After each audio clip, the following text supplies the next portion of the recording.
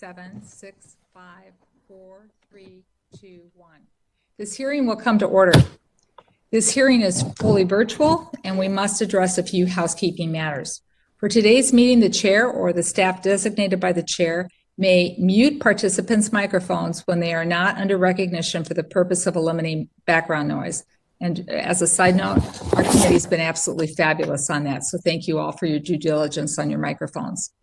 Members are responsible for muting and unmuting themselves. If you notice you have not unmuted yourself, I will ask you if you'd like the staff to unmute you. Please nod, give me the thumbs up or something like that. And then we will unmute your microphone. I remind all members and witnesses that we have a 5-minute clock that still applies for questions. If there's technical issues, we will move to the next member until the issue is resolved, and you will retain the balance of your time. A 1-minute remaining clock will turn yellow. A 30 seconds remaining clock, I will gently tap my gavel mouse to the computer to remind members that their time is almost expired. When your time has expired, the clock will turn red, and I will begin to recognize the next member. In terms of speaking order, we will follow the order set in House rules, beginning with the chair and the ranking member. Then members present at the time the hearing is called to order will be recognized by the order of their seniority. And finally, members not present at the time the hearing is called to order. House rules require me to remind you that we have set up an email address to which members can send anything that they wish to submit in writing at any of our hearings or markups. The email address has been provided in advance to your staff. So I'll start with my opening statement. This afternoon, the committee will receive testimony on the posture of the United States Navy and Marine Corps. Our 3 witnesses are the Honorable Thomas Harker, Acting Secretary of the Navy, Admiral Michael Gidley, Chief of Naval Operations, and General David Berger, Commandant of the Marine Corps. All 3 witnesses have a long and distinguished career serving our country. Secretary Harker, this is your first time testifying before the committee, and we welcome you and we thank you for your service. Admiral and General, you both testified before this committee before last year. We welcome you back and we thank you for being here. Now, while today's hearing will cover a multiple of topics, I just want to quickly highlight a few. Earlier this year, the committee held a hearing on climate change and its effects on national security. There can be no doubt that our climate is changing, and the Department of Defense must be prepared or suffer the consequences. No military service is going to feel the effects of climate change as uniquely as the Navy and the Marine Corps, with missions that rely on being able to navigate our waters and also find safe harbors. Additionally, we must ensure that we understand and prepare how the changing climate will affect the Arctic region and its security. Turning to shipbuilding for a minute, over the past several years, the Department of Defense has maintained a requirement for 355 ship Navy. However, past budgets have not fully supported this requirement, and then the committee has been left to find additional resources. I would like to better understand the thought process of the department regarding this year's shipbuilding plan. And additionally, we understand that the Marine Corps is embarking upon a modernization effort force designed for 2030. This will require investments in research, development, as well as divestment of legacy platforms that may no longer have a role in this new method of operation. The committee looks forward to receiving more details on Force Design 2030 in the FY22 budget request. Now, it must not be lost on our discussion on issues of procurement or force design that people should be the department's #1 priority. And the committee is interested in hearing about the programs that prioritize the welfare of our sailors, Marines, their families, including ensuring prompt medical care, child care, and family programs that are available worldwide. We also need to hear how the Navy and Marine Corps are combating sexual assault and extremism in your ranks. The number of incidents, are they increasing or declining? And are you doing everything to ensure that they're moving in the right direction? And are you properly resourced to handle this task? We understand that this is a challenging time for the Navy and the Marine Corps, and we want to work in coordination with you to ensure you're receiving the required resources to maintain readiness, support personnel, and modernize for the future. At the same time, we must conduct a thorough oversight of every dollar requested to ensure that taxpayers' funds are being spent wisely. We will continue to ask the difficult questions to ensure that the right programs are being fully funded. And finally, we are holding this hearing before the release of the full budget. We understand that this might limit your ability to answer certain questions. Given the tight time frame, we will have to write the bill in. I ask you to be prepared to respond to members in the committee on any specific budget questions that you're asked here today immediately after the full budget request is submitted. With that, I want to thank you again for appearing before the committee to discuss these important answers. I will also ask you to summarize your statement in a moment. But first, I would like to recognize our ranking member, Mr. Calvert, for his opening comments. Mr. Calvert. Thank you, Chair McCollum. Acting Secretary Harker, Admiral Gilday, General Berger, we're pleased to have you here with us today as our nation's sailors and Marines continue to serve on the leading edge of our operations in the era of great power competition. It's critical that we hear from you about all the challenges facing the United States Navy and the Marine Corps. I wish we were able to have this hearing with your budget request for fiscal year 2022, but I'm sure we can have a productive conversation nevertheless. In prior fiscal years, this Congress, in coordination with our services, have made great strides in moving toward the right balance of modernization and readiness. Yet I continue to be concerned about the impact that the overall budget pressures in these coming years may have on our current and future forces. I believe this is most evident in our Navy and Marine Corps. Faced with increased capabilities from China, Russia, and other adversaries, the three of you here today have started the hard work of preparing our services for the conflicts of tomorrow. This includes investing in integrated unmanned systems and other advanced technologies such as artificial intelligence, right-sizing our force, and developing next-generation combat capability. You're also committed to ensuring that critical acquisition programs like the Columbia-class submarine, frigate, and the Joint Strike Fighter all stay on schedule and deliver capabilities to the fleet that are needed now. In addition, these resources challenges, the Navy and the Marine Corps are also responding to many issues facing the force. These include, of course, impacts from COVID-19, the physical and mental effects of 20 years at war, readiness and training, shortfalls that ultimately resulted in the deaths of Corporal Villanueva and Private First Class Balaterra in July of 2020. As we discussed yesterday, we should never lose a sailor, a soldier, airman, Marine, or Guardian in training. Congress must ensure that the U.S. military can meet its training needs in the safest and most effective way possible, even if the budget falls short of doing so. All of these issues are critical for us to understand and properly plan as we prepare our sailors and Marines to defend the nation. Thank you again for your service, and I look forward to your testimony. I yield back, Madam Chair. Thank you, Mr. Calvert. And now it's my honor to recognize the ranking member of the full Appropriations Subcommittee, Ms. Granger, for her opening comments. Ms. Granger. Madam Chair, Admiral Gilday, I want to say first, it's good to see you again after your visit to Fort Worth. I enjoyed it very much and appreciate your coming. Today, it's important that our sailors and Marines continue to play a central role in protecting American military power. As countries like China continue to build up their naval fleets and threaten our allies, it's critical that we provide sufficient funding for our Navy and our Marine Corps.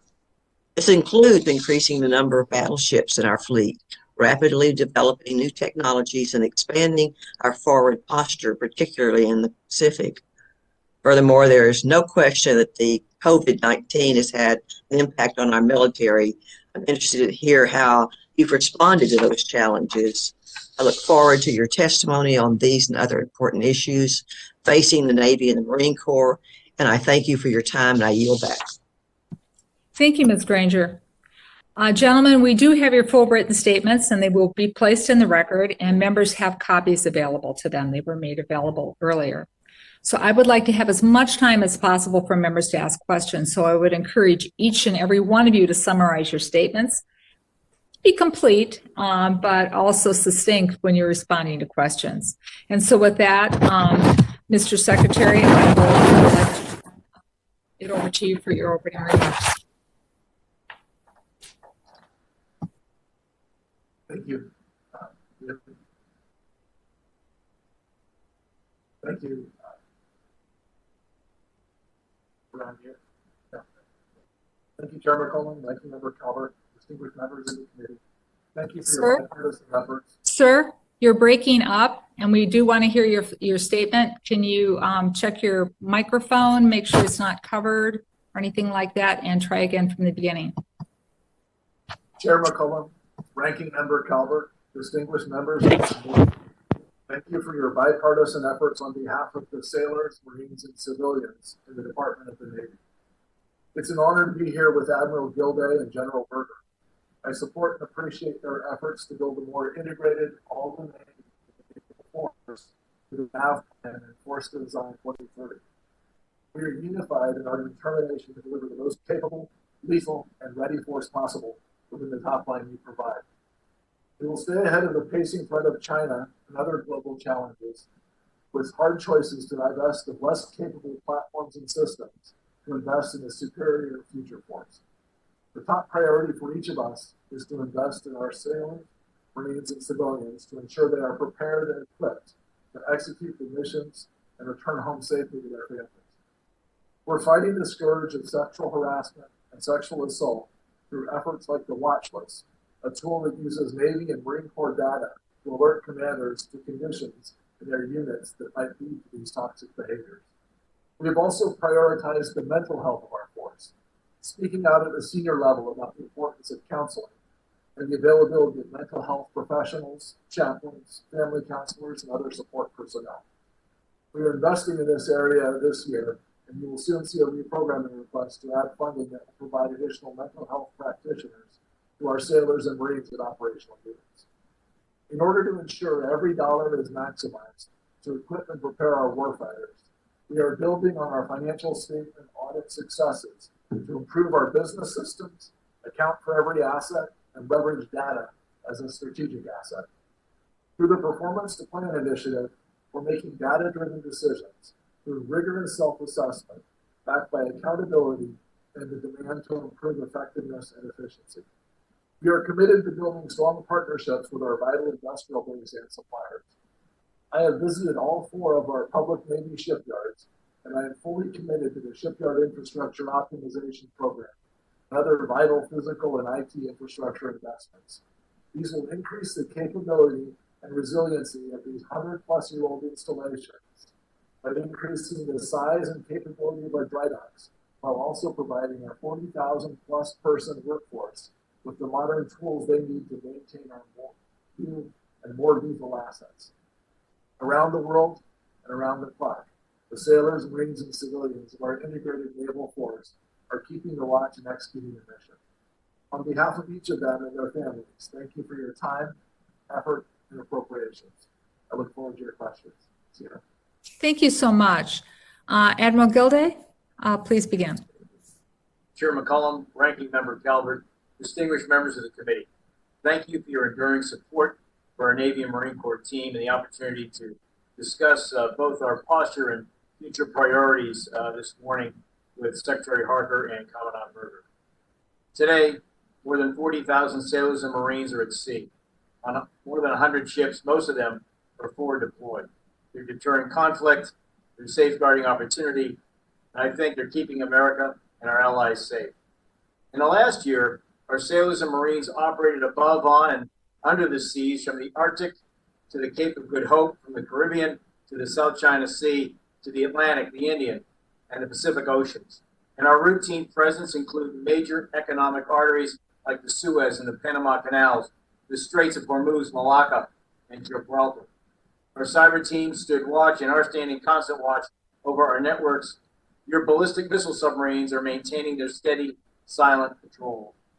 Expeditionary medical teams and hospital ships deployed to COVID hotspots across our country, and we continue to assist with vaccinations today. We demonstrated our first successful standard missile intercept of an ICBM, We disabled a target aircraft from shipboard laser using shipboard laser technology. And we just finished this week our largest exercise to date using a full range of unmanned ships and aircraft. Your sailors, your Navy civilians, and our families made all of this possible, along with patriots in our shipyards, in our aircraft maintenance facilities, and our mobilized Navy reservists, and our partners in industry, companies large and small, who kept the production lines moving and sustainment of a Navy with a very high op tempo possible. All of this in a global pandemic. Those people, we are the foundation of our strength, and I could not be more proud to serve alongside them. And their strength is needed now more than ever. Competition on, under, and above the seas is intensifying. China and Russia are rapidly mobilizing their militaries, attempting to undermine our alliances and degrading the free and the open international order we've worked so hard to sustain. Our joint force relies on the Navy and the Marine Corps to control the seas in conflict and project power ashore. Those missions are timeless. And while our fleet can deliver on those missions today, we will be increasingly challenged to do so in the future. We have studied the threat. We've refined our operational concepts, and we analyzed what the joint force needs from your Navy and your Marine Corps. The results of analysis over analysis in the past 5 years has been consistent and crystal clear. America needs a larger, more capable Navy. We need greater numbers of submarines, smaller and more numerous surface combatants, and more lethal offensive capabilities. A host of unmanned platforms under, on, and above the seas, and a modern strategic deterrent. We also need, or are working hard on, a more robust, resilient network infrastructure. But importantly, naval power is not a function of ship numbers alone, nor is it simply a result of the lethal systems on our ships. It also comes from the concepts that shape how we fight and the means to maintain, train, and equip our forces to win in combat. And fundamentally, and most importantly, it comes down to our sailors and to our Navy civilians. And we are committed to developing sailors who can outthink and outfight any adversary. Let there be no doubt the world's oceans are crucial for America's security and our prosperity. With your continued support, we will field, your Navy is committed, your sailors are committed and determined to field a lethal Navy today and deliver the naval power America needs tomorrow. Again, we are grateful for your support to our Navy and Marine Corps team. I look forward to answering your questions. Thank you. Thank you. And now we will hear from the Commandant of the Marine Corps, Mr. Berger. Chair McCollum, Ranking Member Calvert, distinguished members of the committee, thank you for the opportunity to testify on the posture of your Marine Corps, our priorities, and the resource requirements necessary to fund it all. Secretary Harker and Admiral Gilday noted, we greatly appreciate both your efforts to provide the timely funding, as well as your enduring commitment to our Marines, sailors, and our families. Your bipartisan support is critical to creating and sustaining our strategic advantage now and into the future, particularly as competing national priorities increase pressure on defense budgets. I recognize the difficult decisions this Congress faces, especially in the broader budget context of resources required to address things like COVID-19, aging infrastructure, climate change, systemic social inequality, and the competitiveness of our domestic economy. I also recognize the tough choices this committee must make as it evaluates the budget priorities of the services, our combatant commands, and the agencies across the department. In a recent hearing, Chair McCollum asked, what kind of defense budget do we want to see? Not only in fiscal year 2022, but as we shape our national priorities 5 and 10 years out. How can we take a harder look at, or even cut, strategically unnecessary or outdated programs that just aren't working? These questions get at the heart of the difficult decisions before Congress and leaders in this department. We must look over the horizon a decade ahead when shaping our national defense priorities. At the same time, we must move beyond programs designed in an earlier era that are strategically unnecessary, outdated, and just aren't working.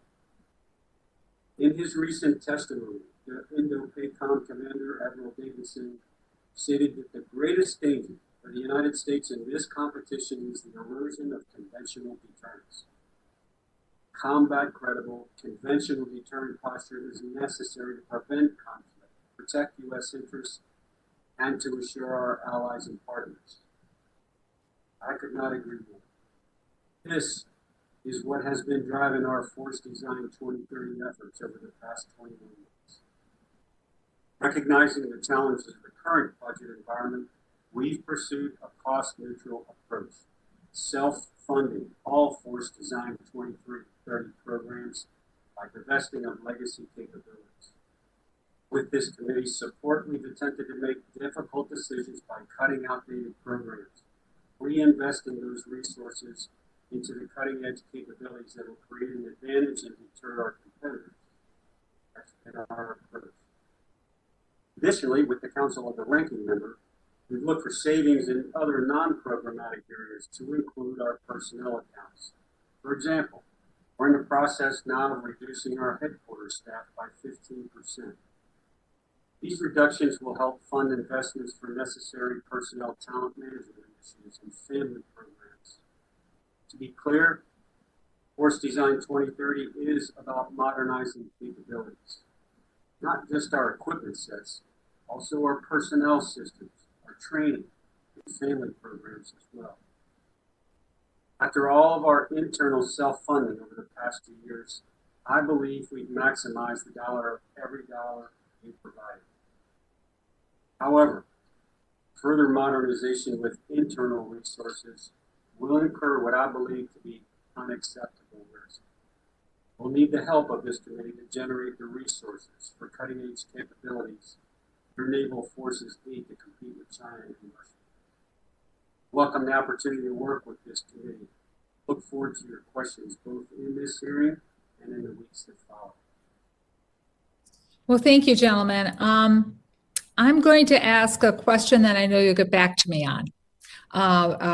First off, out here, I want to know how climate change is impacting your installations, and then I want to see how the president's budget is addressing those and what kind of priority is put in that. So that's the first. I'm a former social studies teacher. That's your first piece of homework after you get the budget in. And kind of going off of that, I'd like to talk about the Navy Arctic strategy. On January 21st, the Navy released its new Arctic strategy entitled A Blue Arctic. The document provides some strategic guidance on how the department will apply naval power in the Arctic and talk about how to integrate with allies and other partners. The Blue Arctic provides an idea that the Arctic is gradually turning from white to blue. In other words, from ice to water, right? That reduced ice coverage is making the Arctic more available and more navigable. So we know that there are things that we have to be looking at doing to keep those waters navigable, as well as protect our shoreline, right? Alaska, and work with our other democracies in the area. So, Secretary, my first question for you is, how do you envision the Navy and the Marine Corps' presence in the Arctic? And then General Berger, is a cold weather modernization, has that been included in your force design in 2030? And Admiral, what challenges and resources do you foresee needing within the increasing opening of the Arctic waterways? Thank you. Thank you, ma'am. As we discussed yesterday, we have a strong relationship with allies and partners in the Arctic. Several of the countries up in the Scandinavian region are strong allies and partners and provide a lot of capability. We've also had a strong presence in the Arctic, both under the sea, up in the air, and then partnered with the Coast Guard on the seas. The Coast Guard is also in the process of recapitalizing their polar icebreakers. We're busy underneath the sea with submarines, and we also have aviation assets on top of the Arctic, and then we work closely with our allies and partners. General Berger. The Arctic strategy that the CNO and I and the SITNAV worked on is built on the same foundational principles as the National Defense Strategy, which was we need a strategy for the North that deters, first of all, provides deterrence, because that's the underpinnings of our overall national defense strategy, but puts us in a position where we can respond if there is a crisis. So for us, your question is, is it included in Force Design 2030, the modernization aspect? Yes, ma'am, it is. From a couple different angles, and I'll just touch on them quickly. One, training. We need to make sure that we fund the training that we have to do in that region, and as you point out, critically, with partners and allies. In our case, historically, allies like Norway, where we have pre-positioned supplies for decades now that allow us to train up there and also enable us to defend the region. The second part, of course, is the equipment itself, which has to be modernized. So on both fronts, ma'am, it is a part of Force Design 2030. Ma'am, I will get to your question in a second. I'd like to tell you what we've invested in or with the money that you've given us so far over the last couple of years. We've stood up Second Fleet in Norfolk, and we stood up a submarine command in Norfolk as well. And so those are expeditionary headquarters that we have deployed not only to exercise with the Marines down in North Carolina, but we also deployed them to places like Iceland, where they're a command and control node with NATO during major operations and exercises. We have just come off of a 4-month anti-submarine warfare operation with our key partners in the north. So the Norwegians, the Dutch, and the Brits in particular. We are on the cusp of 2 more exercises, one in the high north of the Norwegian Sea with an amphibious ready group, so the United States Marine Corps, along with a carrier strike group, if we can get it up there out of the Middle East, and with our allies and partners, including the British aircraft carrier, the Queen Elizabeth, with Marine Corps F-35s deployed on it. So in the past 18 months, we've done about 20 different exercises and operations in the high north and the Arctic. And nearly all of those have been with allies and partners, along with the Marine Corps. In terms of challenges in the future, I would tell you, I think it comes down to not technology per se, but numbers of ships. And so it's that is becoming a more and more competitive space for the reasons that you outlined, going from white to blue. And so right now, as I mentioned in my opening statement, about a third of your Navy's at sea right now. We've got 296 ships. We are well short of the legal requirement for 355. We know through our analysis that based on our current top line, we can sustain a Navy of about 300 to 305 ships. So, as I said in my opening statement, I see in the future it's going to be more difficult for us to maintain that kind of forward presence that we know we need in places like the Western Pacific, in the Middle East, in the Mediterranean, and now in the high north, in order to compete and be in a position to deter both China and Russia. Thank you. Mr. Calvert, please.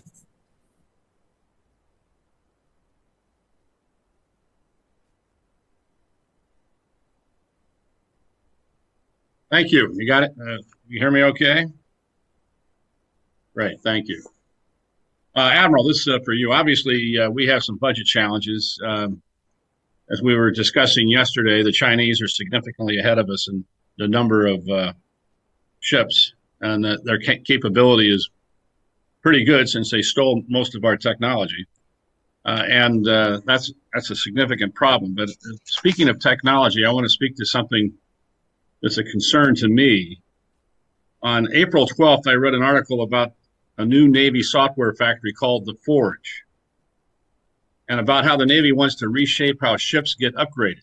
The article states the Sea Service envisions a new way of doing business where it can field software fixes and entirely new software-based capabilities as soon as they're developed by a small business. I must say I'm concerned. The Navy has been pursuing this capability under a Navy Cyber initiative that became a program of record in 2012 called ATRT, an automated test and retest. 2 years ago, the Office of Naval Research expanded ATRT to an initiative called Cloud to Edge, or CTE. The Navy has validated ATRT and CTE concepts and technology with over 100 successful demonstrations and has shown significant productivity improvements for both time and cost, nearing 90% over current methods. One such high-profile demonstration was successful Aegis ATRT Virtual Twin in April 2019. Despite the many demonstrations that dramatically improve outdated legacy process, the Navy is not aggressively letting this effort scale. In fact, it intends to stand up its own enterprise to replicate what is already being done. My concern is rather than follow SBIR law, which states that an agency shall use a SBIR awardee to the greatest extent practicable when pursuing their technology. All too often, the Navy brings the capability in-house and gives it to an incumbent prime. This is why we don't see rapid business growth or innovation companies in defense markets. They just don't trust you. As you can imagine, the behavior has a depressing effect on the number of entrepreneurs who want to do business with the DoD. And it shows and slows down our ability to maintain a competitive edge against our near-peer adversaries. I believe that the department's resistance to permitting SBIR awardees to scale their technologies neglects the vital importance of entrepreneurial innovation and risks our national security. The only two people that I can think of who've been able to disrupt the department and force change were two billionaires, Elon Musk and Peter Thiel. It must not take $1 billion and a team of lawyers to bring viable disruption to the department. When a SBIR company develops something as innovative as Aegis Virtual Twin, and then the Navy brings it in-house, we're sending a signal to all entrepreneurs that their products and technology will not be protected. I expect the Navy to assist entrepreneurs in applying their technologies to Navy challenges, not to take those opportunities away. We're facing a race for digital superiority, and we're not going to get there by discouraging entrepreneurs or limiting their opportunities. To say I'm frustrated is an understatement. I believe the Navy has conflicts of interest with the labs and the Warfare Center. I don't see how they can oversee entrepreneurial initiatives if they're allowed to then bring them in-house. ATRT is just one example of how the Navy treats revolutionary technology that would transform how the Navy operates to make it more efficient, more capable, and more deployable. My question is to you, how are you going to ensure that the Navy removes those conflicts of interest, creates a culture that invites disruption and productivity, engages and advocates for the entrepreneurs? Sorry for such a long question, but it's something that's been bothering me for years. Thank you, Admiral. Please. Sir, the short answer is we are leveraging industry best standards now. And so you mentioned Naval Forge, and we have Naval X, which puts us into touch primarily with small businesses across the country so that we can leverage and put their technology to use to scale it as quickly as possible. And there's a number of success stories with respect to that. I think, sir, some of the criticism from industry is warranted. I think some of it is outdated. And I also think that the direction that we're moving in to apply industry best standards makes it more competitive and forces us and forces industry, forces us to take a closer look at the cream that should rise to the top instead of just anybody that comes to the plate with a new technology. There's plenty of different mousetraps up here. We're trying to set the environment so that we can pick from among the very best in a competitive environment and put it to use and scale it. With respect to where we're moving with software, right now it takes us sometimes over a month to get a software update completely out to the fleet, to test it against all of our systems, make sure it's not going to break anything, and then push it out to the fleet. Right now, we are applying industry best standards to do that in hours instead of days and weeks. And so, sir, I'm fully committed. I accept your criticism. I think we're turning the corner on it. I've talked to members of industry. In fact, the past 2 months, most of the travel I've done have been with industry, both small business and large, to get a better sense of their criticism, where the opportunities lie for us to really leverage the latest technology, particularly for small companies. I do think we're headed in the right direction. I am not satisfied yet that we completely have it right. So, and I'd like to spend more time with you, sir, to lay out where we are and where we're going to go. Well, I appreciate that. In closing, Madam Chair, I just want to say I hope the Admiral and the Commandant, I'm sure you both read the book Kill Chain, and the problems that we're having in the so-called valley of death on these entrepreneurs when they, you know, and the problem is right now, I talk to these guys all the time. They're all in California, it seems, but a lot of them everywhere around the country. But they don't want to do business with you because they start out and they get promised certain things, and then the rug's pulled out from underneath them. So let's talk about that. We got to change that, or these folks are not going to do business with you. Simple as that. Thank you, Madam Chair. I'll yield back. Mr. Calvert, I thought that was a very important question and something that you and I should figure out how to follow up on after the budget's done and out. I hear from Minnesota businesses about other branches of the service and how it's not very transparent. So thank you for your question. We have been joined by the full committee appropriations chair, Ms. Delora. Ms. Delora, I turn the floor over to you. Thank you so much, Madam Chair and the ranking member. Appreciate the opportunity to be with you. I'm going to be very parochial in my question, which has to do with the 3rd Congressional District of Connecticut. And General Berger, great to see you here today. I'm so sorry I missed you when you came to Sikorsky. Let me ask a couple of questions as they have to do with the CH-53K. Provide the Marine Corps with a 21st century capability, increase lift, range, survivability, maintainability. And my constituents build this aircraft, and proud to support the Marines. And a question, really 2 questions. I know that on programs like this, there are always a unit cost concerns. This one is no exception. Please tell me and us, has the unit cost for the CH-53K been coming down year over year? And do I understand correctly that the 2 aircraft this committee added last year produced an even greater unit cost reduction?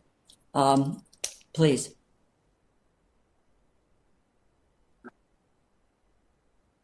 General Berger? Can you hear me? Okay. My trip up to Sikorsky, man, was timely. It was really informative for me. I'd never been there before to look at that production line. As you point out, the workers there, the folks there are really dedicated to giving us the capability that we need. And they're great patriots. Then I went down to North Carolina to be able to actually fly an aircraft. It's really difficult to assess, a program or capability unless you get in the back of it and see where it's at. So both of those 2 together were very helpful for me. There's 2 aspects which you highlight, man, that I'm focused on. I think we need to focus on. One is the procurement cost, the unit cost. Certainly, absolutely key. The second one is the sustainment cost, both of which I spoke with the Sikorsky and Lockheed Martin executives while we were in Connecticut.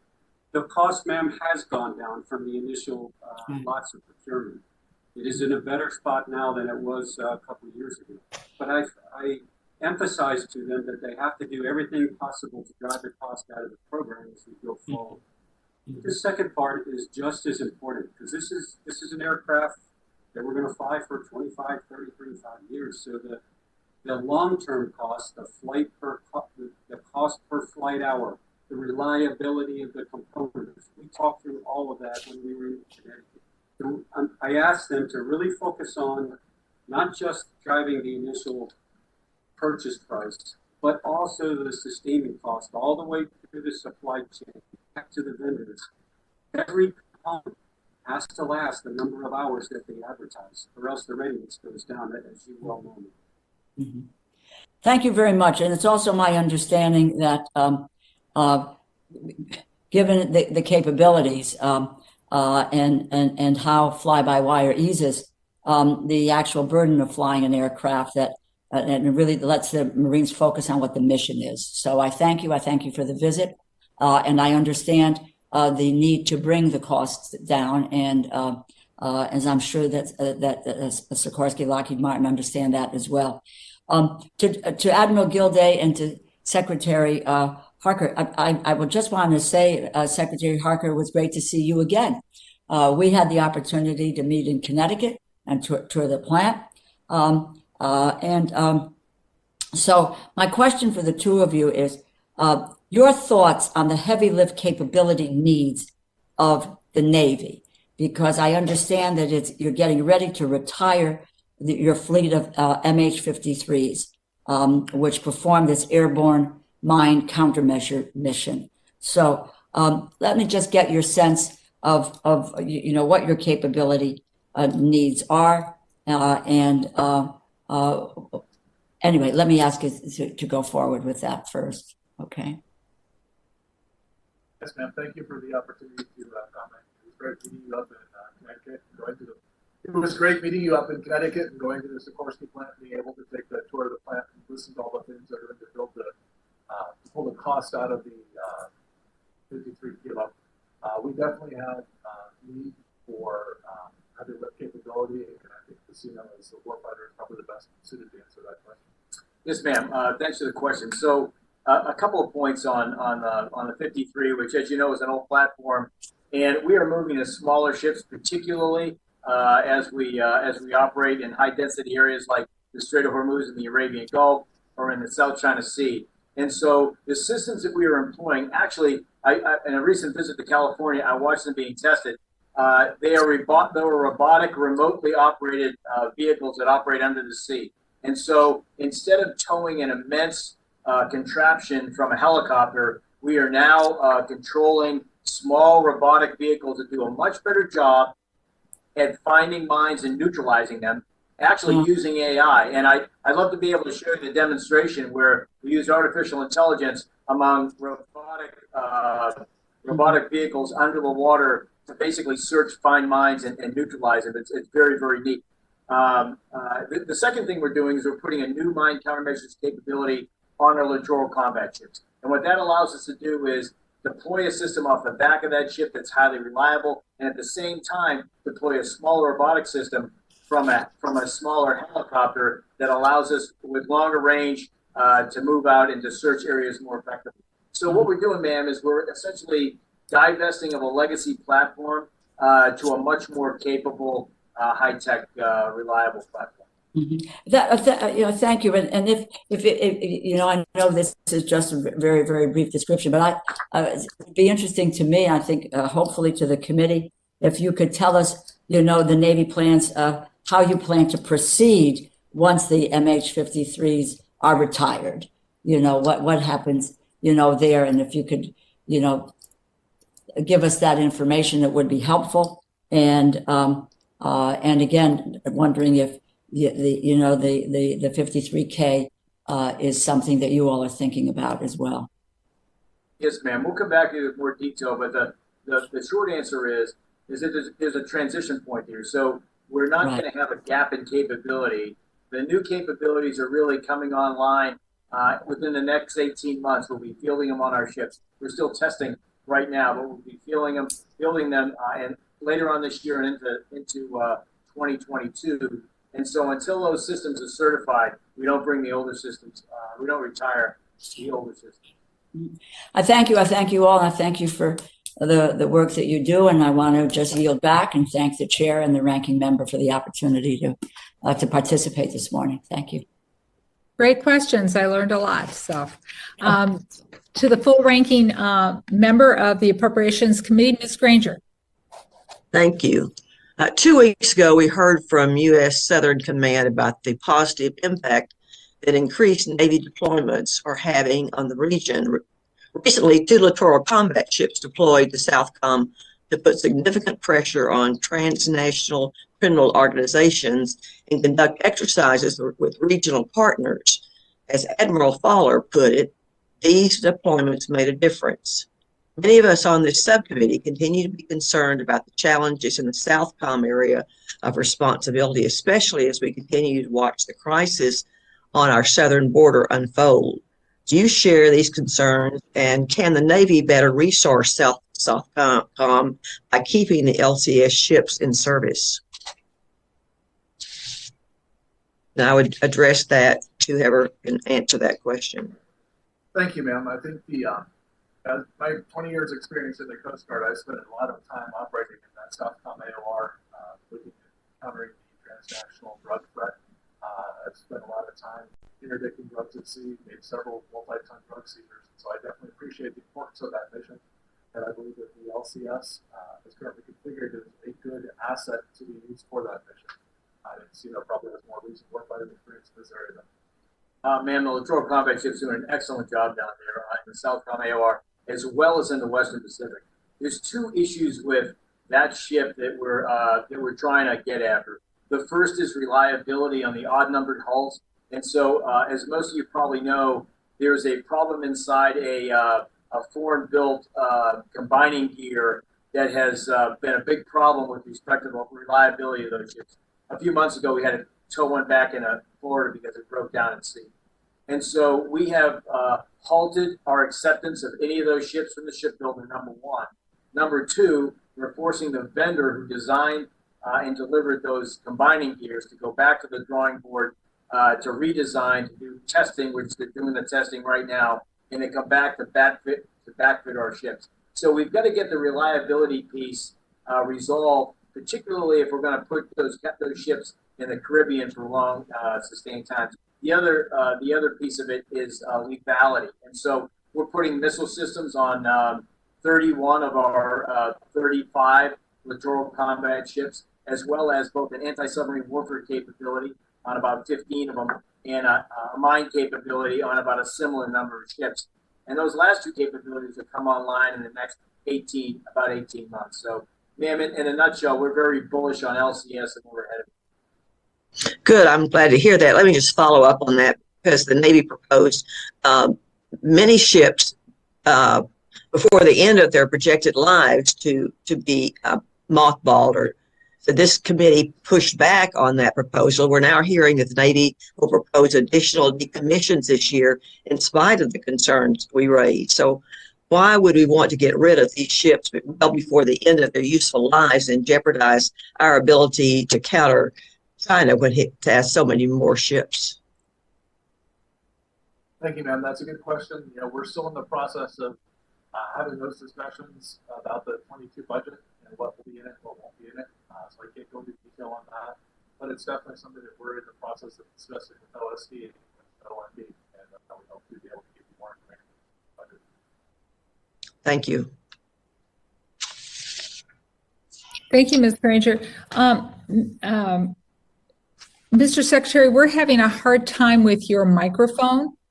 I don't know if it's obstructed or something like that. We've tried to let the people on your end know technically. We've been able to understand, but it's a little bit of a strain and a little difficult. Next up, I have Mr. Ryan and then Mr. Rogers. Mr. Ryan. Mr. Ryan has disappeared, so I'm going to go to Mr. Quare and then Mr. Rogers. Thank you. Thank you so much. I also want to follow up on what the ranking member, Ms.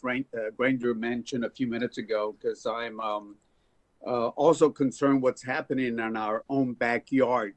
I'm talking about not only Central America, but South America. And if you look at the presence of what especially the Chinese have down in South America, it is a little concerning. So it's not only the international criminal organizations, but it's also the presence of the Chinese, the Russians, and of course the Iranians to an extent also in a couple of countries down there.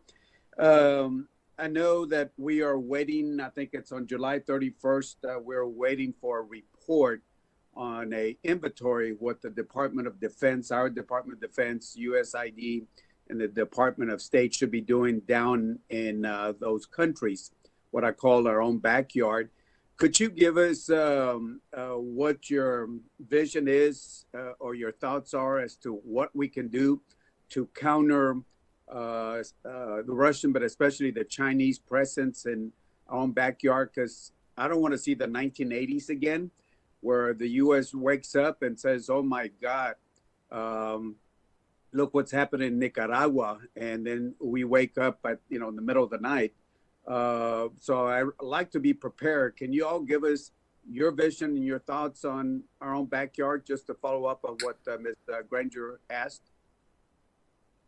Thank you, sir. That's a good question. I know that as we discussed the great power competition with China and Russia, Admiral Fowler down at Southcom has been very focused on the impact of those nations in our backyard down in Central America and South America. It's something that we are definitely watching and paying attention to, and that he has focused a lot of his resources on. As Granger mentioned, we do have several of our ships that are deploying down there, both for counter-narcotic missions, but we also do training and other missions with many of the countries that are in that region, and we work closely within their embassies and their defense attaches. I think the warfighting aspects of that, Christina might have additional comments.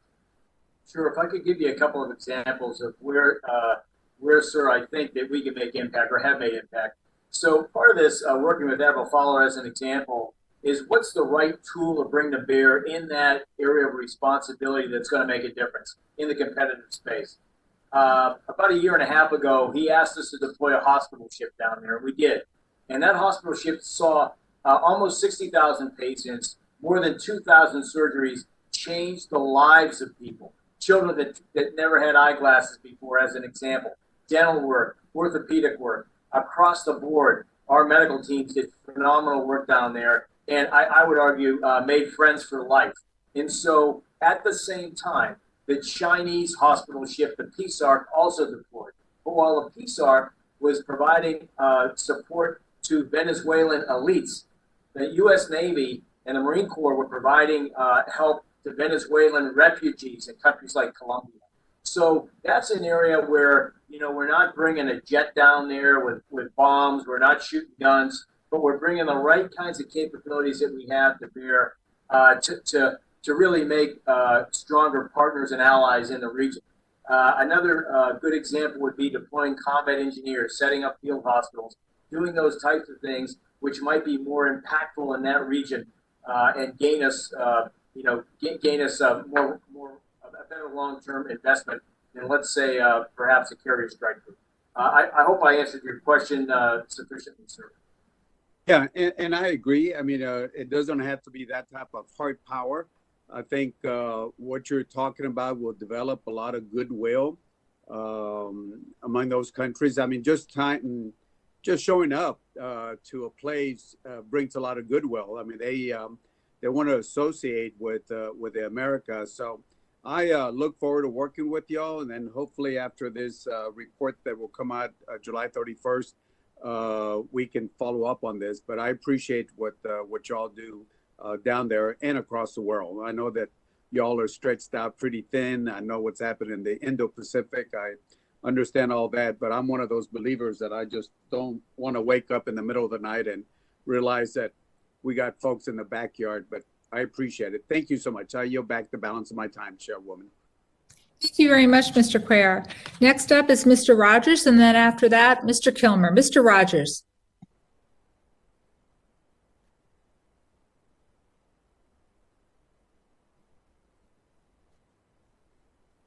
Admiral Gilday, about our cybersecurity capabilities. China, Russia, increasingly aggressive in the cyber domain. And with so much of today's technology at risk to cyber attacks, I'm concerned that the vulnerabilities we have across the spectrum in defense. Could you please tell us about your approach to cyber attacks? Yes, sir. Firstly, in support of U.S. Cyber Command, the U.S. Navy currently has 40 cyber teams. We're increasing that number, I think, by 4 or 5. I'll have to go back and check the exact number. But we're providing additional cyber forces to General Nakasone at the U.S. Cybercom. In terms of the U.S. Navy approach, and the Secretary hit this in his opening remarks in terms of his priorities for investments, we are moving to the cloud off of legacy infrastructure, which, as you know, is vulnerable. And so we are trying to transfer our data and our applications to an environment that's much more homogeneous, better protected with the latest technology that industry can bring to bear, and essentially using industry best practices instead of relying on a system of legacy networks that have just been cobbled together over time.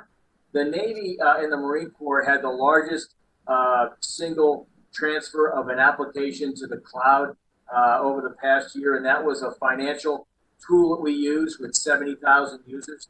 And so that's a big approach for us, including using integrated cyber tools that allow us to defend our data, our data better. As I'm sure you're aware, one of the key elements of advancing our cyber capabilities is through partnership with the private sector. How are you working with industry leaders to not only ensure we have the best technology available, but also have the type of talent necessary to be dominant in the cyber domain? So I make 2 points with respect to that. As I mentioned earlier when answering the question for Ranking Member Calvert, we are applying industry best standards. And so those tools and applications that are the latest and greatest and most effective with respect to defending our networks is what we're investing in. But we're not just doing it alone. We're doing it in conjunction with the other services because it makes sense to go after those contracts. It's kind of an omnibus instead of singularly, a number of different contracts going after a number of different technologies. I think the second thing I'd offer you with respect to talent is that we're casting a wider net, and I'll give you an example. So typically, we would go after those with 4-year degrees to fill specific jobs, cyber jobs that we have. 4-year degrees are not really perhaps the number one requirement, or something that, let's say, coders, hackers are typically interested in acquiring. And so we spend a lot of time now engaging community colleges, as an example, to tap into that talent, to attract them in a very competitive space. Thank you. Madam Chair, I guess my time has expired. Sir, you have about a minute left, and I think the Commandant might want to add something if you'd like to hear from him. Yes. Sir, Commandant?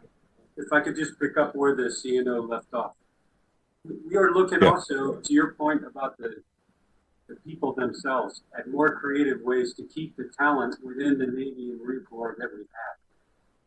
In other words, the old days of you grew up in uniform and served for 20 years and retired or whatever are not going to allow us to keep the people that are trained that want to serve. So we have to find creative ways where Lieutenant Berger or Staff Sergeant Harker can serve in uniform, then go serve in industry, then come back into the service again, back and forth, so that we can enable them to have a career in both tracks. But that's a creative approach to the way we manage people that we haven't needed to take in the past. But we're convinced we're going to need to be that sort of creative going forward. Well, thank you very much. And thanks, gentlemen, for all your service. I yield. Thank you. That was interesting to see how they're trying to keep career paths going. I have Mr. Kilmer and then Mr. Womack. Thank you, Madam Chair. And Mr. Secretary, I want to just start by saying thank you for coming out and visiting Puget Sound Naval Shipyard in my neck of the woods earlier this week. It was a pleasure to chat with you and to show you around the shipyard that is such an important part of ensuring our sailors are ready to protect our country.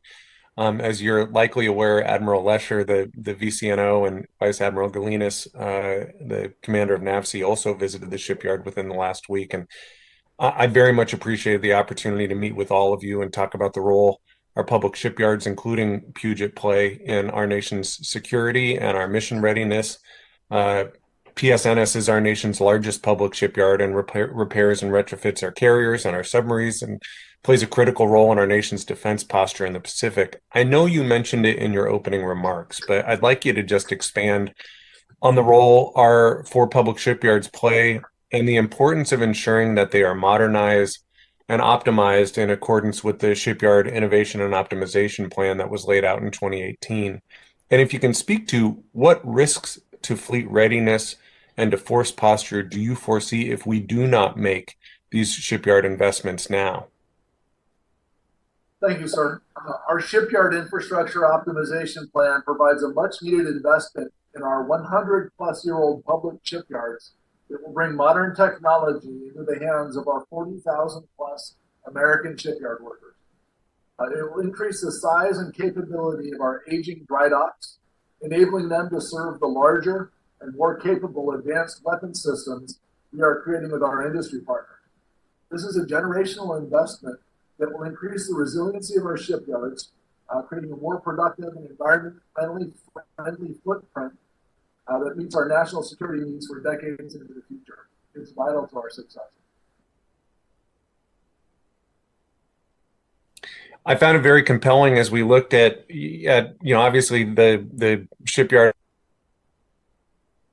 in our neck of the woods is a 130-year-old shipyard, so there is a fair amount of modernization that needs to happen, including things like making sure that we have dry docks that can maintain the new generation of carriers. I just value any insights you have on how this committee can help ensure that this vital work gets done. Thank you, sir. I believe that the shipyard infrastructure optimization plan right now, it's a 20-year plan that's upward of $20 billion. Is something that we could look at accelerating if additional funds were available. So I know there's been talk by different folks on the Hill about putting that into the infrastructure bill. It's something that we would appreciate the opportunity to accelerate that program because it is very critical for our success going forward. So can I? Yes. If I could, for the committee, just broadly, I know we mentioned shipbuilding, but just 3 strategic investment areas for the Navy right now that are pressurizing our budget. One is the Columbia-class ballistic missile submarine. So that'll account for 25 to 33% of our shipbuilding budget. That is a must-deliver on-time capability given now the 40-year-old Ohio-class submarines that we currently have at sea performing that no-fail mission. So that's one pressure. The second pressure is strategic sea lift. And so the Congress has been gracious in allowing us to do some market analysis instead of buying new sea lift ships for $300 to $500 million, to buy used ships that have 20 years of life left on them and to buy them at a tenth of the cost, say 20 to 25 million. And so we're moving out purchasing vessels like that to close a capability gap that's only widening with China and Russia. The last place is the shipyards. So the 4 public shipyards, 21 dry docks. We have not, as the Secretary said, this is a once in a century opportunity to upgrade these facilities, and we have to. We're putting new submarines in the water, Virginia-class Block 3s and Block 4s. They're larger submarines. We need to be able to get them in dry docks to work on them. And as you probably know, those 4 public shipyards are the only ones that really do the lion's share of the work on all of our nuclear-powered ships, our aircraft carriers, our ballistic missile submarines, our guided missile submarines, our SSGNs, as well as our attack submarines. And so our infrastructure on those 4 shipyards is over 60 years old. So we're capitalizing those buildings as well as the dry docks. Based on the support of the Congress, we have 9 ongoing MILCON projects across those 4 shipyards right now. Thank you. Thank you. Thank you, Madam Chair. And I yield back. Oh, you were there. We thought we had lost you for a minute. Yeah, I'm so glad to hear everything. I'm competing on Wi-Fi with my kids who are in school above my head. So thanks, Madam Chair. Getting your kids educated is a very important thing. Mr. Womack and then Mr. Christ. Thank you, Madam Chair, and thanks to the gentleman for your service. Before I begin with my questions, Madam Chair, I just want to note that this is our first service posture hearing since the skinny budget was put out. And just for the record, I want to note my strong opposition to the top line number for defense. It doesn't even make up for inflation, which to me means it's a cut. It isn't the increase we need to compete, to deter, and to win against our pacing threats. So I consider it to be dangerous. And I hope we can come together and inject some common sense into the situation and increase it more appropriately in the words of Ronald Reagan, so that we can continue to have peace through strength. So that said, General Berger, good to see you, albeit virtually. I want to focus on the Force Design 2030, specifically on your belief that the Marine Corps needs to have advanced, capable, ground-based anti-ship missiles.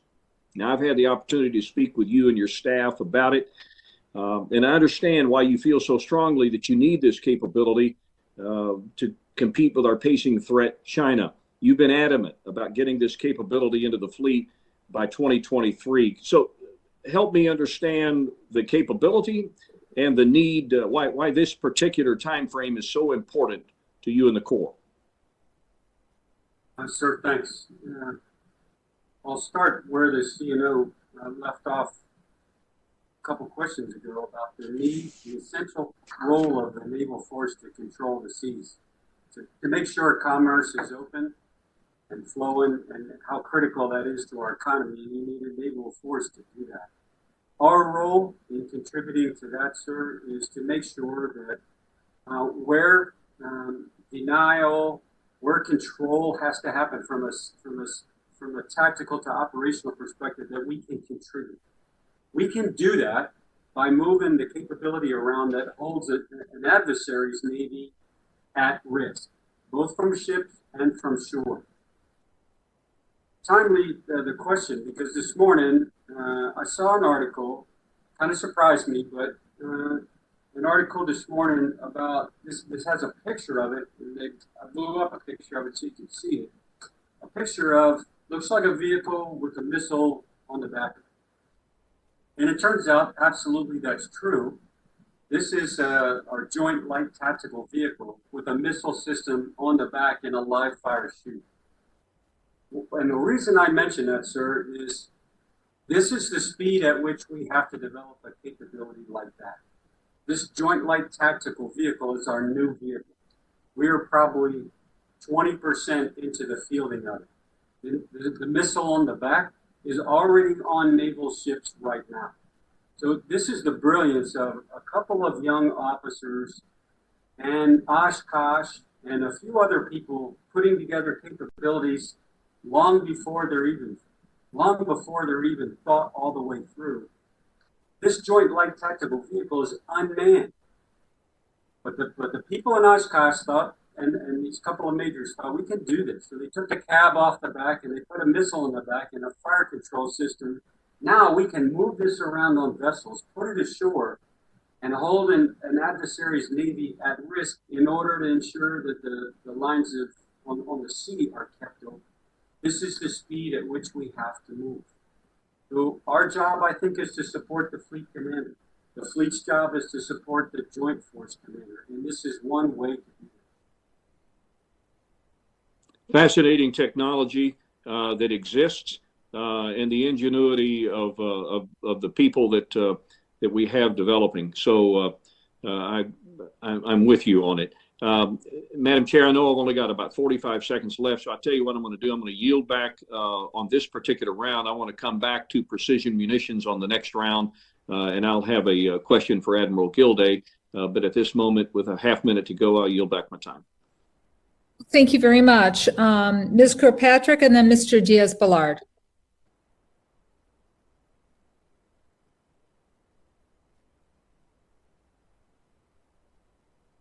It appears that Ms. Kirkpatrick's camera went off, as well as Ms. Capter's.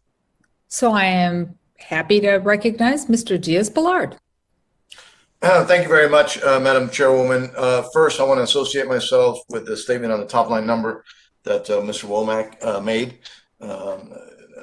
I think we're frankly not dealing with reality with that top line number. Number two is our honorable chairwoman has been, I think, a strong leader on climate change issues, and she's recognized for that. I want to, if you could, and I know you're not going to have the answer now, if you could get me how much the military is currently spending on climate change issues, on environmental issues, because I know there's different silos of this. So kind of like a total of how much we are spending in the military on environmental climate change issues currently, and also what is the forecast as to how much we may be spending for the next, you're foreseeing to be spending, you're recommending to be spent on those issues again in the next year.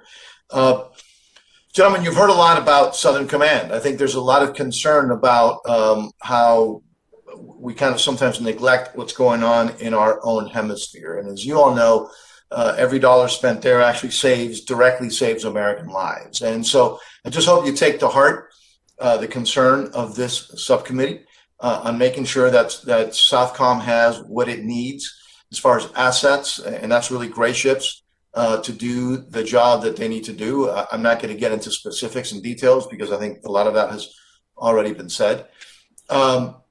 Let me ask you a little bit about tactical aviation. And so what is the Navy's tactical aviation shortfall this year, and what effects does that, could that have on the safety and the readiness of both our aircraft and our pilots? So let me start with the climate. One thing we're doing is we're mapping the resources that were in the FY21 budget that weren't specifically tagged towards climate to figure out how that would translate into the 22 budget. So we're going into the financial system and looking at all of our different investments and identifying which ones would be, in 22 that we expect, how they would be tagged in the climate, similar to what you would see in the FY22 request. So you'll be able to compare apples to apples. The second piece, Southcom forces, it's definitely something we believe in. I personally lived in South Florida for 9 years. I spent a lot of time working in that area during my active duty Coast Guard time, interdicting drugs, working to stem all of the challenges that come in that Southcom AOR, and we believe the Marine Forces to that is a requirement that we support. On the attack air side, I'll defer to the warfighting expertise of the Commandant.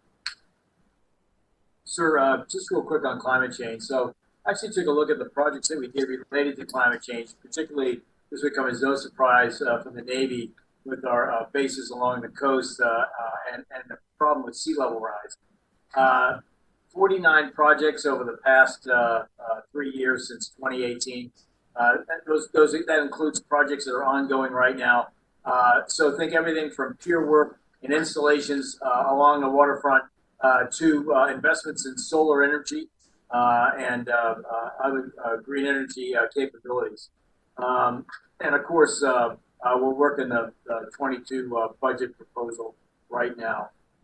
With respect to tactical aviation, so the Navy right now, along with the Marine Corps, is making a transition to a mixture of 4th and 5th generation aircraft. So in other words, for the Navy, we'll have a mix of about 50% F-18 Super Hornets and then 50% F-35 Joint Strike Fighters. We are deploying our first F-35 squadron to sea right now. By 2025, I don't see based on the current budget line, again, we're still working our way through it. But our goal is to have 6 aviation wings out of 10 that have the F-35 capability by 2025. And so that is our that is our plan. We hope to remain on glide slope.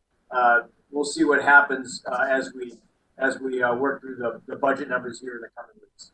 Good. I appreciate that, gentlemen. Yeah, and the climate change, again, because it's hard to kind of track it down. So exactly what you just said is what, if you could get us those numbers once you have them, it would be helpful. And my time is up. Madam Chairwoman, thank you very much, and I yield back. Thank you. Couldn't agree more on the climate. Let's see how the climate change is going to affect this budget. Ms. Kirkpatrick, then Mr. Cole, and then Ms. Capter, and that will end this first round. Ms. Kirkpatrick. Thank you, Madam Chair. Thank you very much. Admiral, you discussed in your testimony the Navy's need for long-range, high-speed weapons that can survive an adversary's defense system. The district I represent is home to cutting-edge research and development in the area of hypersonics and optics, and these capabilities are of particular interest to me. So I have 2 questions regarding that. How is the United States Navy prioritizing investment in hypersonics research to include the manufacturing of high-temperature materials and optical components? And what efforts is the Navy taking to secure the supply chain associated with this research and development? Ma'am, so with respect to our research and development budget, hypersonics is our top priority. And so we are working very closely with the Marine Corps, with the Army, and with the Air Force to reach a capability that we can deliver to the fleet in 2025. And we intend to do that on the latest and greatest destroyers that we have, the Zumwalt class destroyers. So those are our stealthy destroyers. Our intentions are to first put the weapon on those destroyers and then on our Virginia class Block 5 submarines. And right now our projections that capability would be on our submarines by 2028. As you're probably aware, we had successful fielding of a weapon or testing of a weapon this past year with the Army. This was a weapon that was fired thousands of miles with very, very, obviously very high speed, but also very high precision. We're very excited about the path that we're on right now with hypersonics. We're very confident in the delivery timeline that I just outlined. Series running low. With respect to that being reliable. I'm not sure, ma'am, if our vendor base includes companies in your specific district. I wouldn't be surprised if it doesn't. That work is ongoing with the services across a wide swath of small businesses and large prime vendors across the country.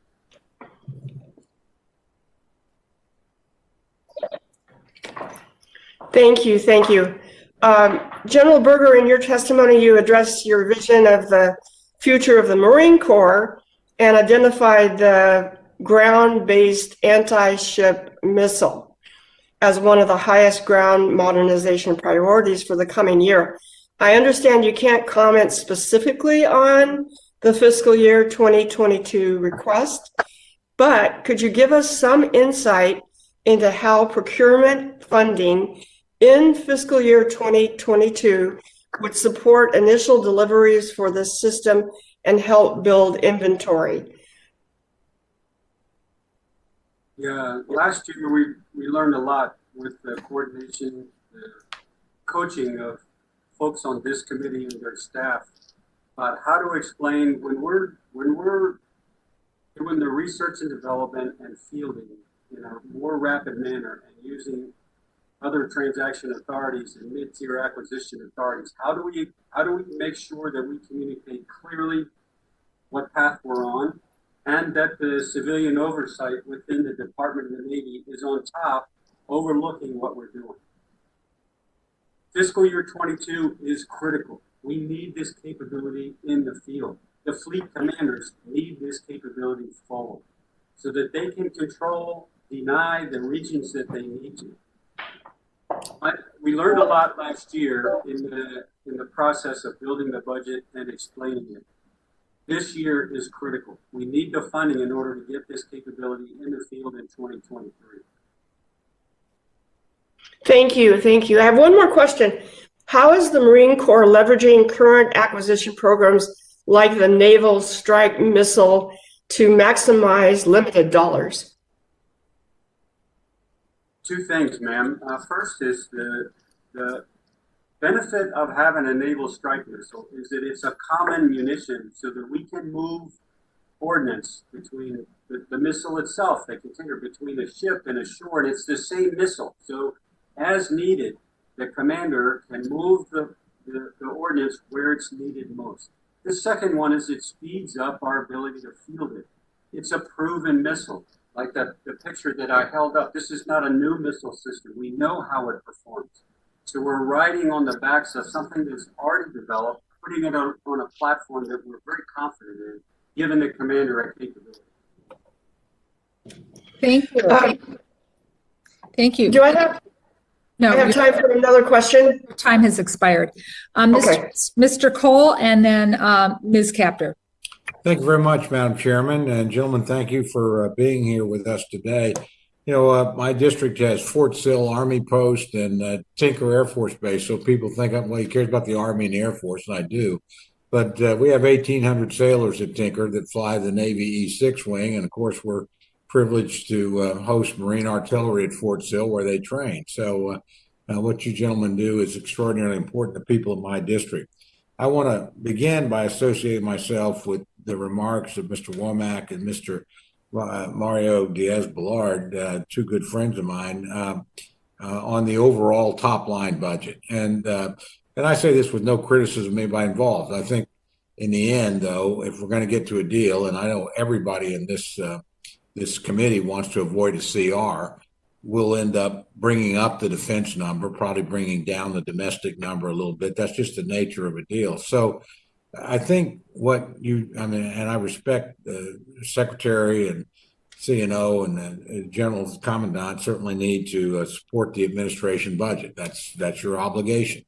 On the other hand, I think what you put in your unmet needs request is going to be extraordinarily important to what this committee looks at if it does arrive at a deal and does get more money. So I'm curious, and I've asked the same question in private discussions with the other service chiefs. If you got more money than you asked for, what would you spend it on? So this is one where I think the law requires the service chiefs to provide that directly to Congress. So I'll refer to the comment on the on this. I'm sorry, Mr. Secretary, I had a hard time hearing you. Could you repeat that? Sorry, sir. I believe the law for the people is that it's from the service chiefs direct to the Congress. So I'll allow to see it on the comment to answer directly on that. Thank you very much. Okay, I'll start, and then CNO can pick up for the meeting. For us, it is the parts of Force Design 2030, sir, that we need to move faster on, or move at speed, driven by our pacing threat. So it is things like ground-based anti-ship missile, the ISR platforms that will give the naval force a picture forward. It's the elements of Force Design 2030 that we need to move quickly on in order to give the capability to the force forward. But it's also more than hardware. Of course, it's beyond equipment.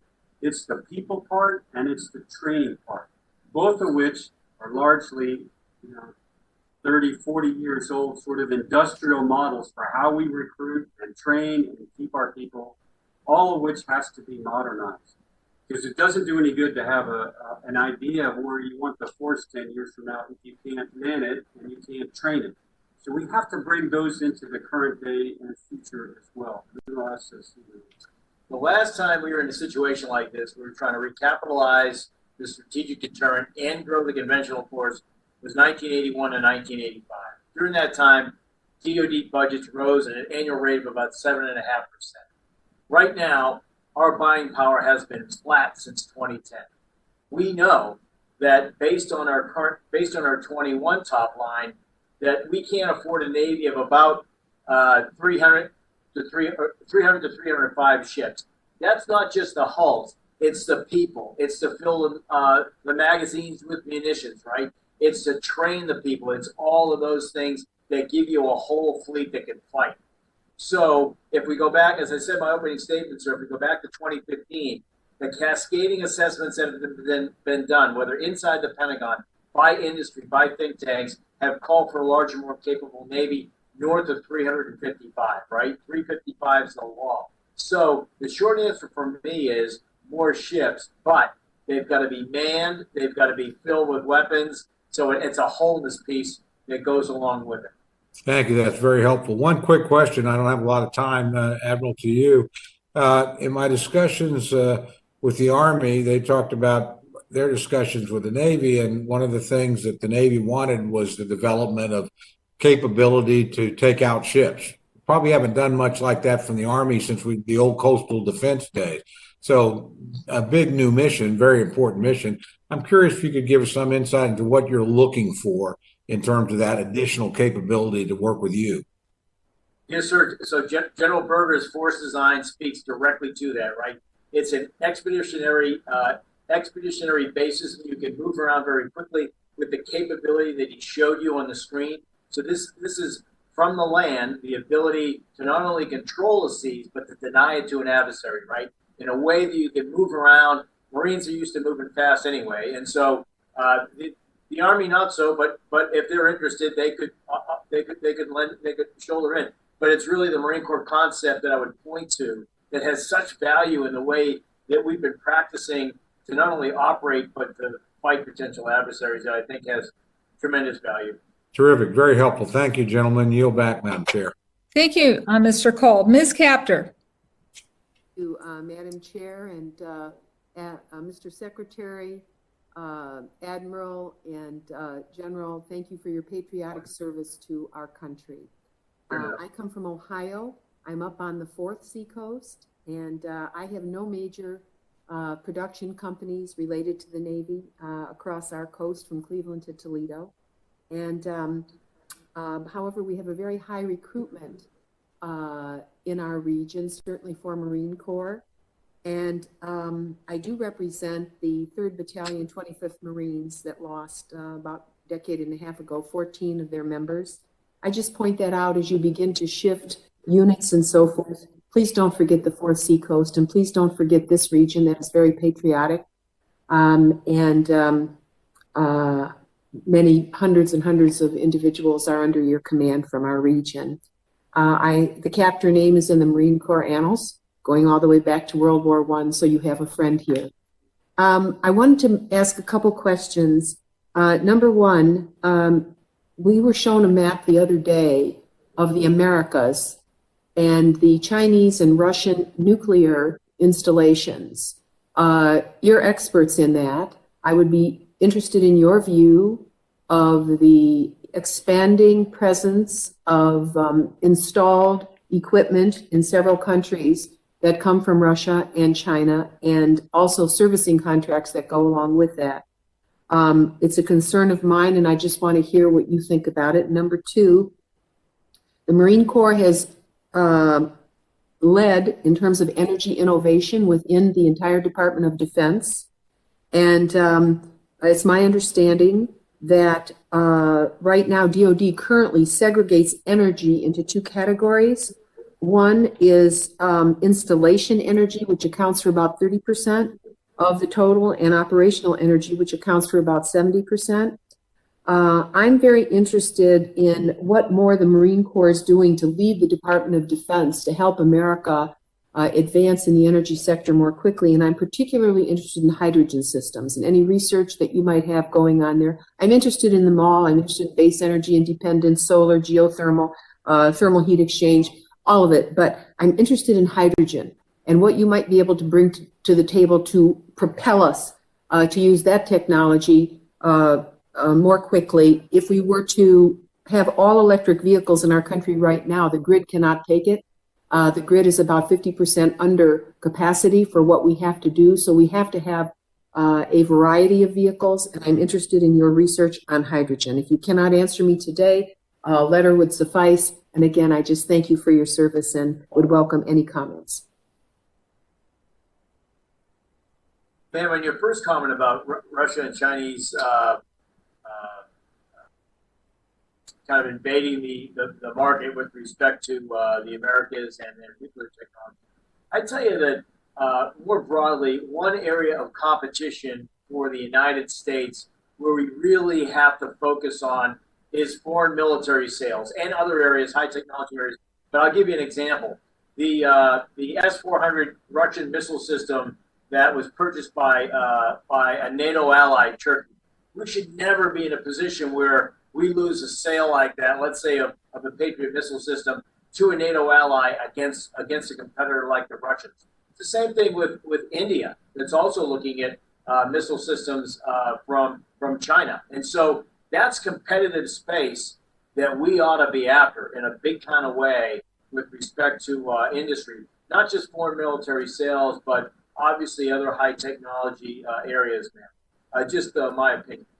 Well, Admiral and Mr. Secretary, I would very much appreciate your looking around the department and seeing what they can provide us with a more refined set of materials on what the Russians and Chinese are investing in the Americas, including servicing contracts, and what that means for us long term. They're also investing, obviously, all over the world with their Belt and Road Initiative. But I'm interested in on the energy front, how much is that? It was actually astounding to me to see the maps. So I'm just interested in further clarification there. What about hydrogen systems? What about research? What about DARPA? How do we help our country advance more quickly in the energy sector? Excellent questions, and you've got 6 seconds left. But I think, Ms. Capter, your suggestion of putting it in writing and getting it back to the committee is a wise one, because I think those are things we would all be very interested in. So I thank you for your questions.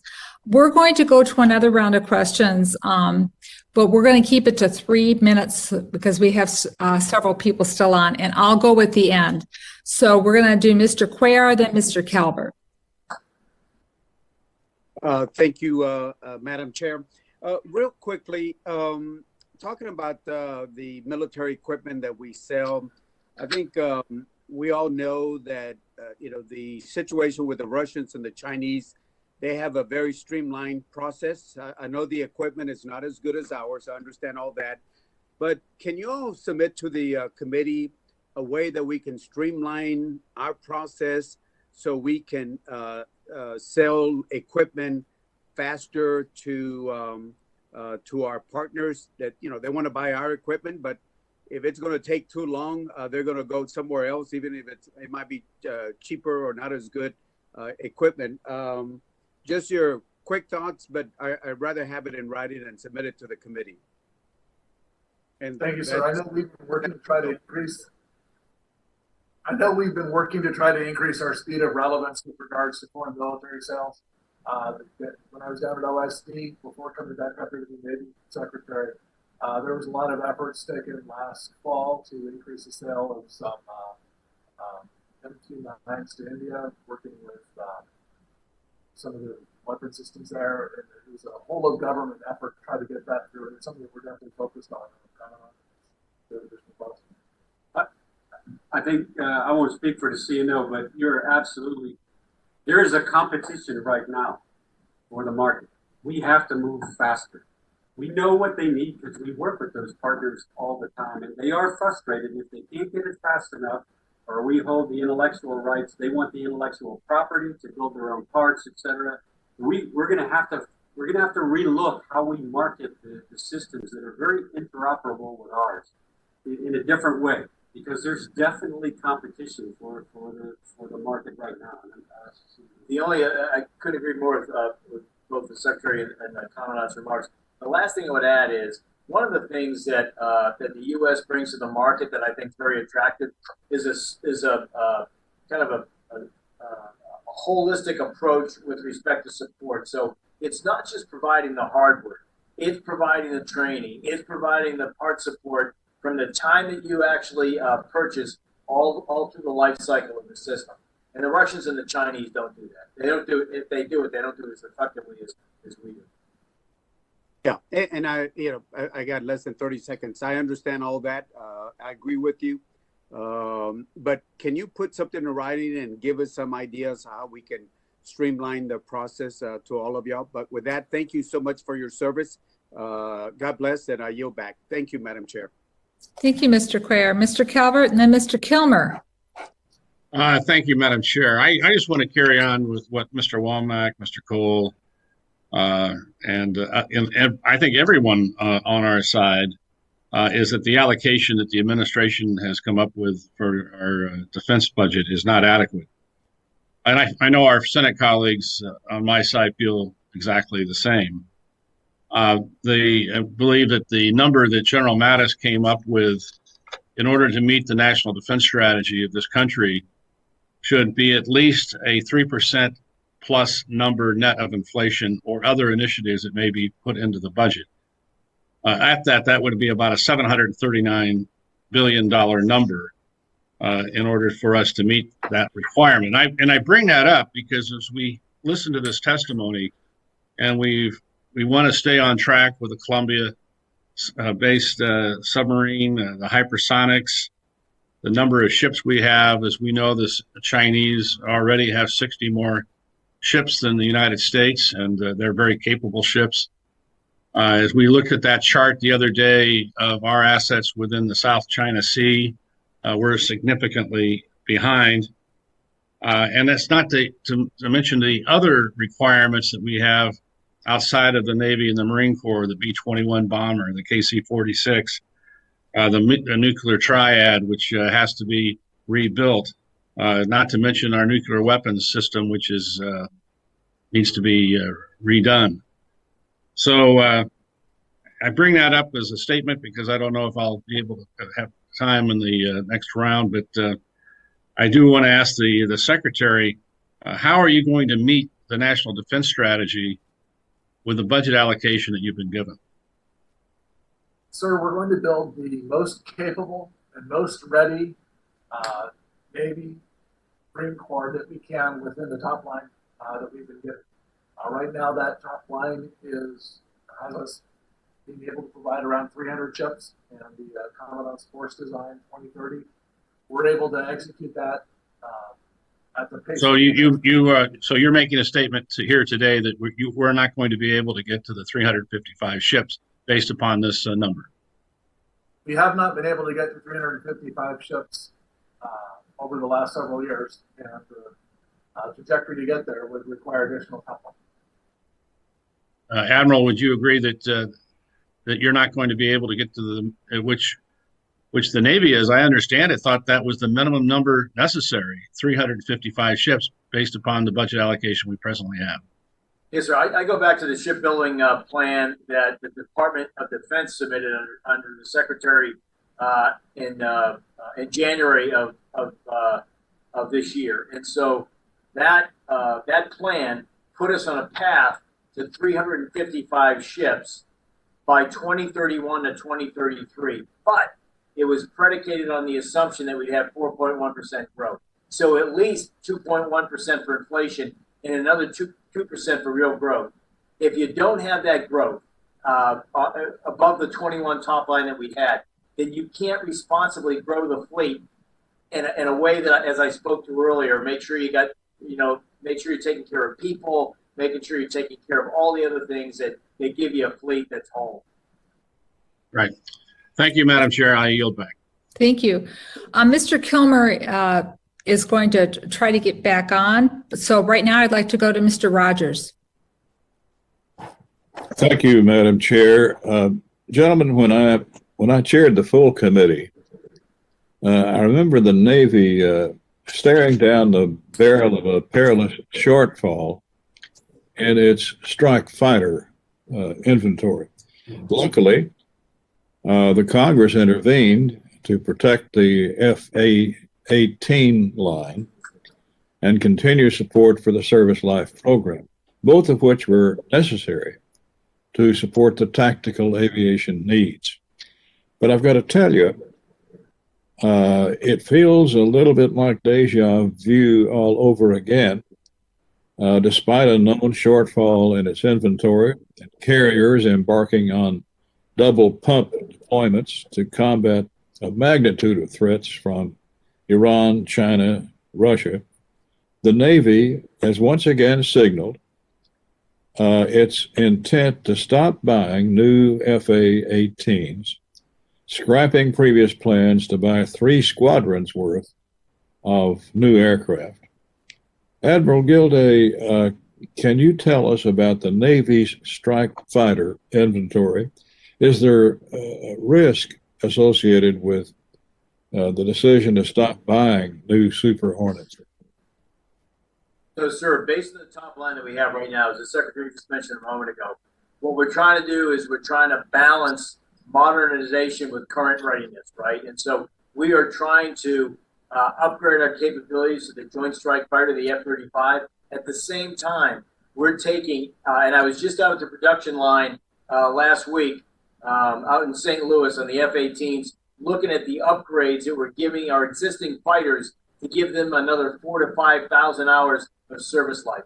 So they're coming in right now at the very end of their service life at 6,000 hours, and we're taking that aircraft and we're breathing new life into it, making that investment to maintain a whole fleet with respect to our air wings. And again, that 4th, 5th gen mix, along with longer range weapons that we're buying as well, are making it a much more effective, making those much more effective air wings in our carriers. I think we're on the right path, sir. I think the real issue is maintaining the proper funding in order to keep that aircraft mix healthy.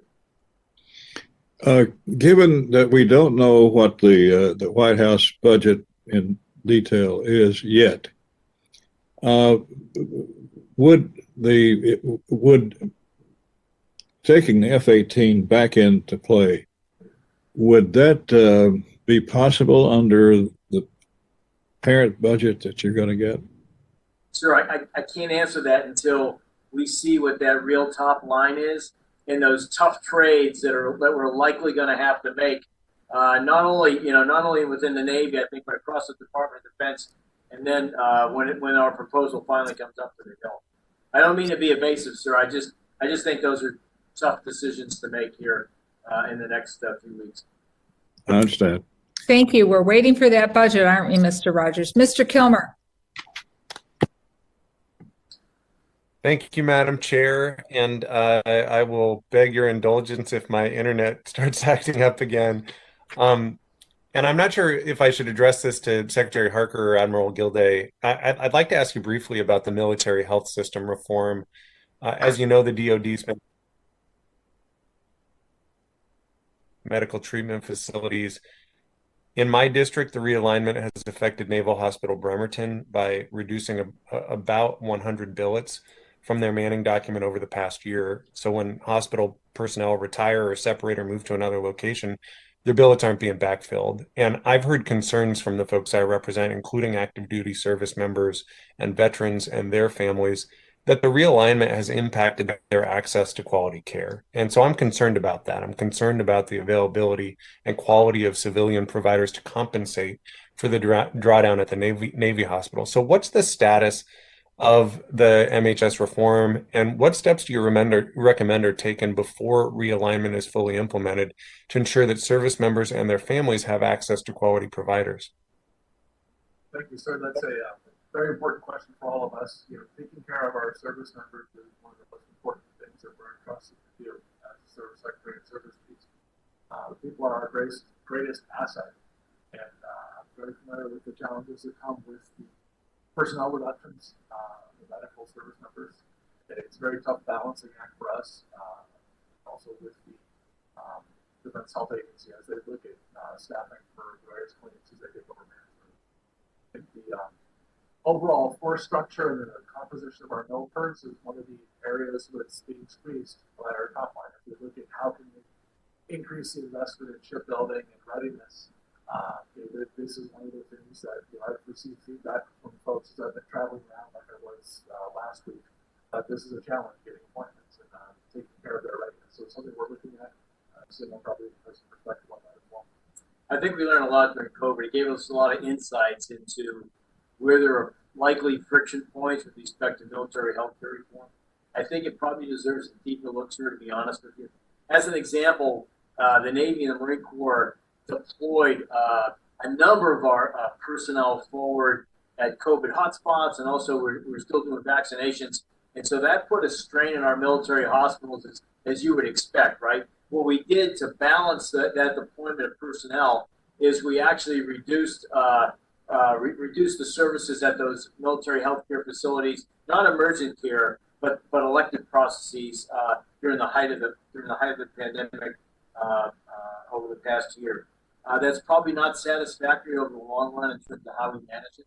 And so I think that any transition is going to have, it's going to be brittle in some areas. I just don't think that we have full insights yet on how to resolve all of those issues. We can see the leading edge of it, though, of some problems with that presented during the pandemic. I know that my answer is not completely satisfactory, but just be honest that it's something that we do owe ourselves and our families to take a closer look at. Thank you, Mr. Kilmer. Thank you, Madam Chair. I yield back. And we are going to have a hearing just focused on healthcare. And so we need you to be making sure that you work with the staff so we have the right people after we have the president's budget to address that. Thank you so much. Mr. Womack, you're next, but Mr. Diaz-Balart appears to have logged off. So if I don't see his log back on, we'll go from Mr. Womack to Mr. Cole. Thank you. All right, thank you, Madam Chair. Admiral Gilday, as I promised, I'm going to come back to long-range precision munitions. And it's strictly a Tomahawk question. I know you can't discuss FY22 budget request quantities, but could you discuss the Navy's plans for the Block 5 Tomahawk and the Maritime Strike Tomahawk as we head into the future? And then I got a follow-up question. Yes, sir. I'll just tell you, we're very bullish on that capability. So, as you're well aware, in the 90s, the Navy backed off of its kind of offensive capabilities in a big kind of way. The Chinese now breathing down our neck. We have put a lot of money into that program, and we'll, if depending upon what the top line looks like, it's still a priority for us in terms of making investments in offensive weapons with range and speed. Maritime Strike Tomahawk fills a critical gap for us. I'll just say that, sir, and it remains a priority for us for all the reasons that I think that you. Yeah, I'm glad to hear that. Can you just briefly articulate the need for us to have a stockpile of these expected use weapons like the Tomahawk in the event of a conflict? I mean, you got to have them when you need them. So I think using what's going on with Iran in the past year and a half is a really good example, right? And so we need to be able to provide national command authorities with the flexibility to flex our muscles, or perhaps even conduct strikes if required in every AOR. And so you've got to have those weapons stockpiled all over the globe in order to give you flexibility, particularly as outlined in the National Defense Strategy. These threats are not just located in the Pacific or in the Central Command in the Middle East. They cross, they're trans-regional and they're multi-domain. And so you got to treat them like that, and you can't just seduce yourself into thinking that if you put all your eggs in one basket, you're going to be okay. Because as I think Ranking Member Calvert talked about earlier, the Chinese are moving all over the place, and you got to keep up with them and the Russians. Yeah, and my last question is just a general one, and maybe more of a statement. As we talk about this budget top line number, one of my concerns is that the message that we may be saying, we got an all volunteer force. It's part of our genius as a country. It's doesn't have a peer in terms of the talent pool that we pick from. The message we send when we start cutting budgets like this, hollowing out our military, our ability to execute our national defense strategy, what message does that send to the pipeline of people that we're going to need in the future? Real quickly. I'm happy to start. First of all, sir, we are committed. We're not going to have a hollow force. We'll have the size force that is well trained, well equipped. And if the top line doesn't support it, we will have a smaller force, but we will not have a hollow force. So to your point, we have obligations around the globe. A smaller top line or a flat top line equals increased risk for the nation. But we're not going to have a hollow force that has equipment without people or people that are not trained. We're committed not to have that. I know my time has expired, and Admiral Gilday, I'd love to hear your response. But Madam Chair, this is just one of those really intangible areas that I think are in the crosshairs if we can't adequately fund national defense strategy in our budget process. And I sure hope, as Mr. Cole said, that domestic number can come down and that defense number can come higher. And I appreciate the time I've gone over. But remember, I gave you 30 seconds back a few minutes ago. So thank you so much for the time. Yes, you did. And I'm going to save my remark on the president's budget for when I do my question. Mr. Cole. Thank you very much, Madam Chair. I want to pick up where my friend from Arkansas left off, and I'm going to give you the time to respond to Admiral to that question that he put to you in terms of hollowing out the force with the current budget. So the priority is going to be people, ideas, and technology and things in that order. And so our advantage over the Chinese and the Russians are our people. The investments that we're making in things like the Naval Community College, right, that develops critical thinkers among our enlisted force. You can't match in any military in the world in terms of the talent that we bring in, the leaders that we're trying to develop that can outthink and outfight any adversary. I'll just tell you, sir, I'm just doubling down what the Commandant said. It has to be our top priority. We can buy the best stuff out there, but we need to man it. We need to man it with the best force that we have to, including in areas like cyber and space, right? And that's what we're trying to do. Well, I agree 100% with what you're saying, but in another life, I used to be a British historian. And I can tell you the British in 1940, thinking about the Japanese, said the superiority would be British seamanship. They were outnumbered and outgunned, and they paid the price for it. So mass ships numbers matter. And that says nothing. I do believe our people are the best in the world. I don't have any doubt about it. But I don't want to put you in a fight where that's what we're counting on and you're outnumbered and outgunned. That's just not fair to the men and women we asked to do the job. And I really think that's what this debate on this budget is going to be about. I have some specific questions that I'm going to submit for the record, if I may, on marine base protection and on the E2D Advanced Hawkeye. But I have one last question with the time I have, Mr. Secretary, for you. You've got an extraordinarily difficult job in managing really complex supply chains for multiple weapon systems.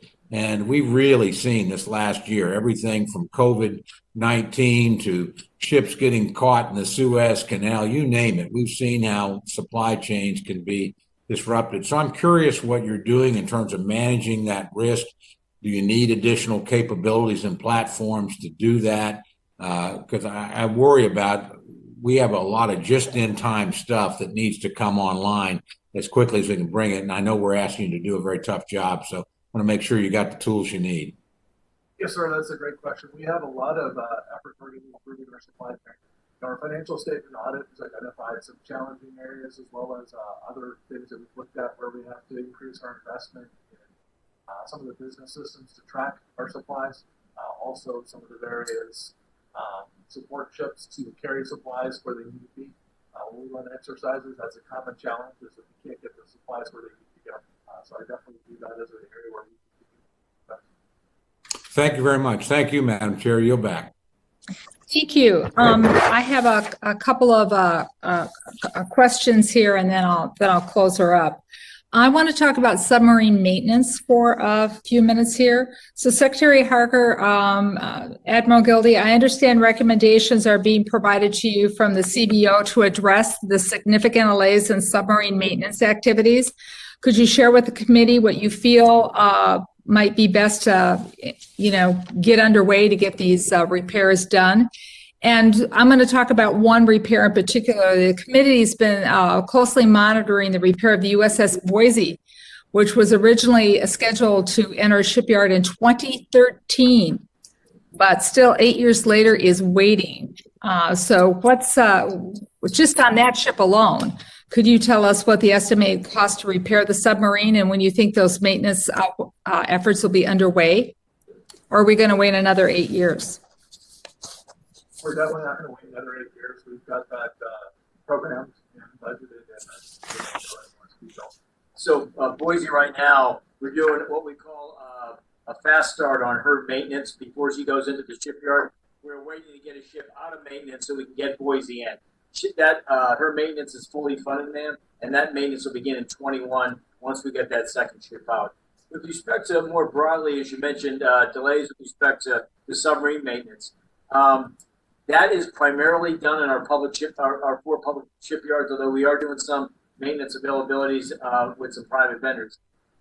With respect to the public yards, the key thing that we're trying to get after is we're trying to eliminate delay days, right? We're trying to ensure that we can perform all the maintenance in accordance with specifications in the time frame allotted.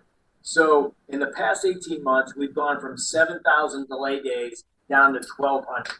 So we've knocked it down about 80%. We're not satisfied yet in terms of where we are, but we think we're headed in the right direction. That's inside the lifelines of the Navy to fix most of that.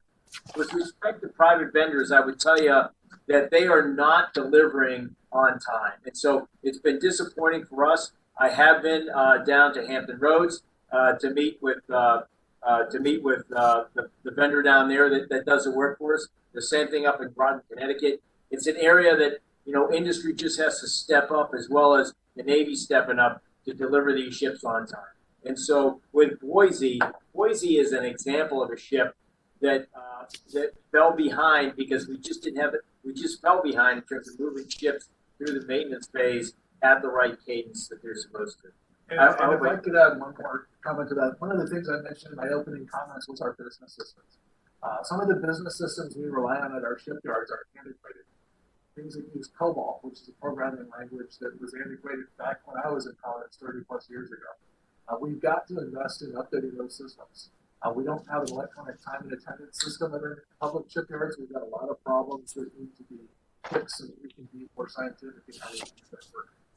Well, we'll be looking at the CBO report, looking at the budget, and talking to you more about implementations to get that back on track. And climate change also plays a little bit of a factor on that, with you being able to, move ships and shut down some of the shipyards when we have some of these superstorms going through.